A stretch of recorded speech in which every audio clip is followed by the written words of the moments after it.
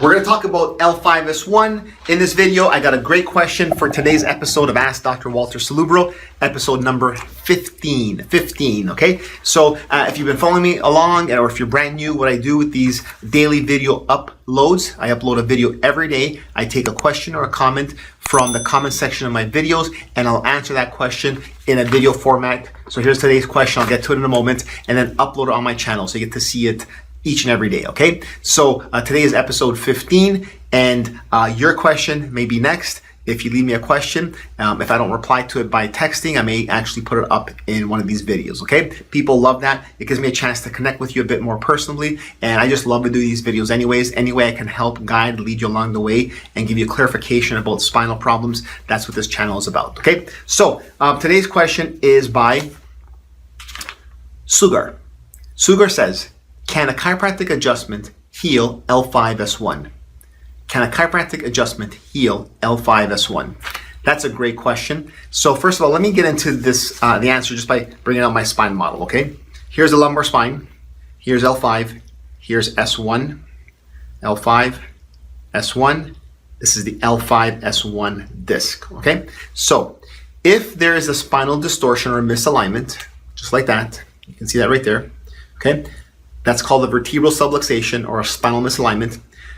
And if that is causing issues at L5-S1, pain, inflammation, and other problems, nerve irritation, nerve compression, chiropractic can help with that if it's a spinal distortion like this, okay? So the simple answer is yes. Chiropractic can help correct and heal problems with the L5-S1. Okay, now, it's going to require a lot of investigation, spinal examination, palpation, range of motion, X-ray analysis, MRI findings, okay? And you want to rule out any contraindications like instabilities, anterior listhesis, spondylolysis, pars fractures, very, very advanced disc herniations that maybe should not be adjusted, okay, in that area. But in most cases, chiropractic adjustments can help improve the function, the mobility, the position and alignment of that L5-S1 area, and of course help heal any irritation, inflammation, and symptoms associated with that. The symptoms that may be associated with the L5-S1 area could be local back pain, okay?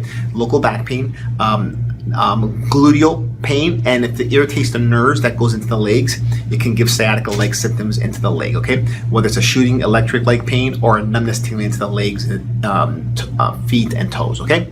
So, yes, chiropractic can help correct and heal problems associated with L5-S1. I would highly recommend a spinal examination of that area to know exactly what kind of adjustments are required, okay? The other thing I want to say about the L5-S1 area is that we're not just talking about the actual vertebra, okay? So the vertebra, we want to see the actual sacrum. The spine, especially the lumbar spine, is closely associated with the sacrum. So if the sacrum is malaligned, so there's the sacrum right here, it's malaligned, okay? If it's tipping down because of maybe an anatomical leg length inequality or pelvic rotation or just a sacrum subluxation, then the sacrum needs to be adjusted, and that will also help the L5-S1 area and associated symptoms, okay? If the sacrum is subluxated, it can also affect the sacroiliac joints and refer pain to the thighs or give local pain, aggravated with sitting. So, anyways, I can go on and on and on forever about this, but the short message is chiropractic can help that local L5-S1 area, especially chiropractic adjustments in that area, okay? So that's the answer to today's episode 15 of Ask Dr. Walter Salubro. And of course, I would love to hear your thoughts and comments, and your question may be featured next. If you do want your question featured next, let me know in the comments below, okay? Now, if you've missed past episodes, I put a playlist right over here.